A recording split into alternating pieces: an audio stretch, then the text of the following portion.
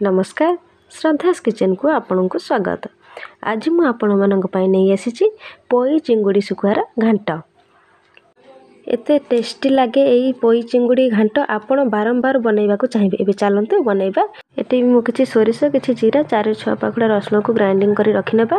एबे चलते गोटे कड़ाई रे 2 चम्मच तेल नबा। तेलटी गरम हो गला परे आमे धोई रखिथिबा चिंगुड़ी सुखुआ को तेल रे ऐड करनबा। एबे ताको टिके भल भाव में आमे भाजी नेबा।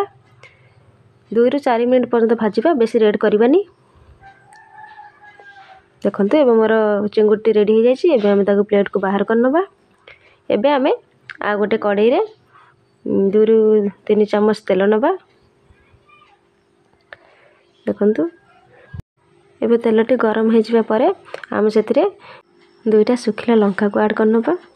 देखंतु एबे सुखिला लंका को टिके भाजी नेबा। आमे सेतिरे आधा चम्मच पंच फुटन को ऐड करनबा। देखंतु पंच फुटनटी भल भाव में हमर फुटी गले आमे काटी रखिथिबा किछि पियाज को ऐड करनबा। देखंतु ताको भल भाव में आमे टिके भाजी नेबा, बेसी रेड करबानी। देखंतु 2 ରୁ 3 मिनट पर्यंत भाजी नेबा। एबे मोर पियाजटी प्राय हे आसलानी। एबे मु सेथिरे काटी रखिथिबा किछि परिबा को ऐड करनबा। देखंतु मु एथिरे एबे बोईताळु आउ किछि पोई आउ किछि आलू को एथिरे ऐड करनउची। एबे हम ताको भल भाव रे टिके भाजी नेबा। जेहेतु ए परिबा गुडी को सिजिया पई टिके टाइम लागे, सेथि पई हम ए परिबा गुडी को प्रथम रो ऐड करनबा। एबे हम स्वाद अनुसार लूण नै जिबा। आता भल भाव में घांटी देबा। एबे हम ताको कड़ाई रे 2-3 मिनट पई छाडी नेबा। देखंतु एबे परिबाटी मोर टिके हे आसिलानी, सिझी आसिलानी टिके टिके। एबे हम ताको भल से टिके खड़िगा मार नेबा। एबे हम सेथिरे ग्राइंडिंग करी रखिथिबा सोरिष मसला को ऐड करनबा।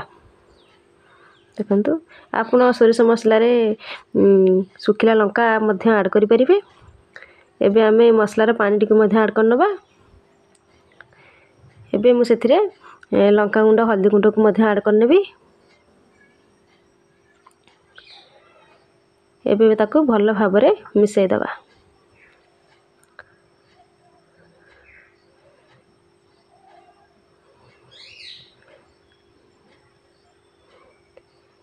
एबे हमर मसलाटी टिके कसी हेबा पई आमे ताको 2 ରୁ 3 मिनट पर्यंत छाडी देबा।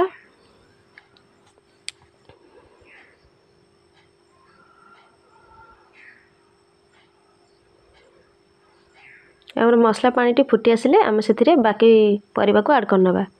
देखंतु मोर मसला पानी भी फुटी आसिलानी आ मोर परिबा भी पाखा पाखी आधा आधी सिझी गलानी।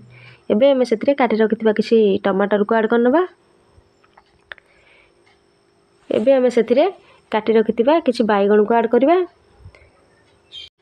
एबे आमे सेथिरे काटी रखिथिबा किछि पोई साग को ऐड करनबा।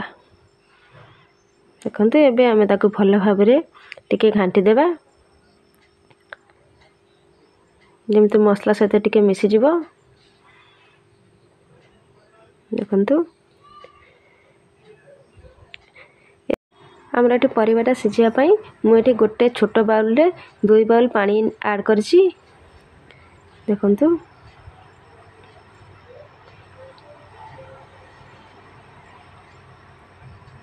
एबे आमे ताको भल भाव रे टिके घांटी देबा।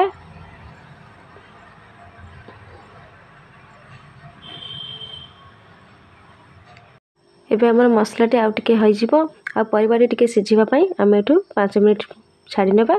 एबे देखंतु हमर परिबाटी केते सुंदर भाव रे सिझी मध्ये जाईछि। एबे आमे सेथिरे भाजी रखिथिबा चिंगुड़ी सुखुआ को ऐड करनबा। एबे आमे ताको भल भाव रे टिके मिसई दबा।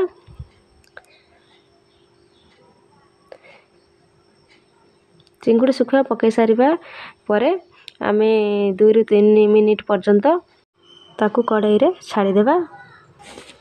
देखंतु एबे 2 ରୁ 3 मिनिट प्राय हे जाईछि। एबे हम ढांकणाटी खोली दबा। देखंतु एबे हमर पोई घांटटी फुटी आसलानी।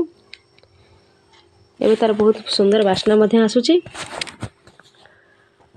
एबे हमर पाखापाखि रेडी हो गलानी। एबे आमे ताको गोटे प्लेट को बाढ़ी नेबा। देखंतु